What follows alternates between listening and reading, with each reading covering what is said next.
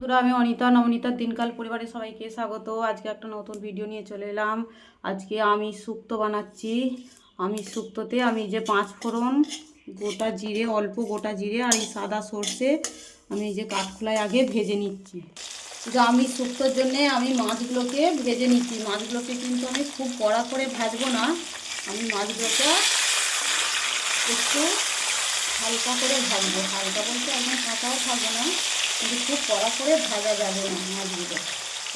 আমি যে সবজিগুলো শুক্তোয় দেব, ডাঁটা, গাজর, মূলো, বরবটি, আলু, বেগুন, কাঁচকলা, করলা, যেটা মেন শুক্তোয়।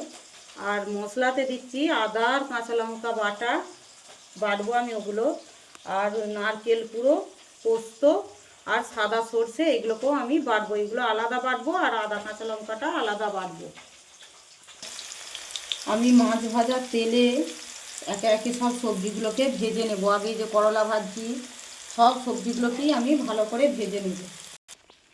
সব শেষে আমি এই যে বড়িগুলোকে ভেজে নিচ্ছি, ভেজে তুলে নেব। কড়াতে রাঁধুনি, তেজপাতা, 5 ফোড়ন, শুকনো লঙ্কা ফোড়নে দিলাম, দিয়ে আদা কাঁচা লঙ্কা যেটা বেটে রেখেছিলাম সেইটা দিয়ে দিলাম, দিয়ে ভাজা সবজিগুলো দিয়ে কষবো। সবজিগুলো সেদ্ধ হয়ে গেলে আমি যে নারকেল কুড়ো, পোস্ত, সর্ষেটা বেটে রেখেছিলাম সেটা দিয়ে দিলাম। একে একে ভাজাগুলো দিয়ে দিলাম, বেগুন, বড়ি সব দিয়ে দিলাম। দিয়ে এবার এটা একটু ফুটতে থাকবে। ভেজে রাখা করলাগুলো দিয়ে দিলাম। করলাগুলোকে দিয়ে বেশি আমি ফোটাবো না, পরে মাছগুলোকে আমি দিয়ে দিলাম।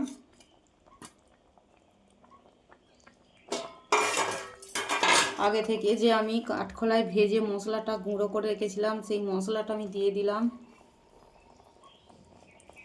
আমার রান্না কেমন হয়েছে আপনারা কমেন্টে বলবেন, কমেন্ট করবেন। ভিডিও যদি ভালো লাগে লাইক, শেয়ার ও সাবস্ক্রাইব করে আমার পাশে থাকবেন। সব শেষে আমি এই যে ঘি দিয়ে দিলাম। ঘিটা আমার বাড়ির তৈরি ঘি দিয়ে আমি এবার তরকারিটা নামিয়ে নেব। আমার তরকারিটা আজকে সাদা শুক্তো হয়েছে, কিন্তু আমি দুধ দিয়ে করিনি।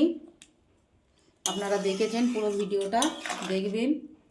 অবশ্যই বাড়িতে একবার রান্না করে খাবেন। আমার ভিডিও যদি ভালো লাগে তাহলে অবশ্যই চ্যানেলটা সাবস্ক্রাইব করে আমার সঙ্গে থাকবেন। ধন্যবাদ বন্ধুরা।